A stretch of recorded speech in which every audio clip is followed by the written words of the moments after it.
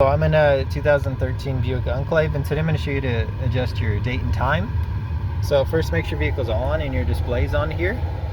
And then from whichever screen you happen to be on, we want to get through all your settings. So you can tap this to scroll, or you can just do these previous or next buttons. But we're going to settings. And then we'll scroll down to set time or set date. So set time, we can select that. And then you can just adjust up or down as needed on each area, AM or PM. And it just auto saves as you do it. So once we get out of the screen, we hit this OK, it'll update here.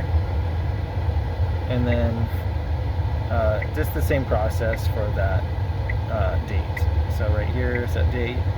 Again, up or down till you get to the date you want, and then once that's done, you'll hit OK, and that's it. But I hope this is helpful. Hope you have a wonderful day.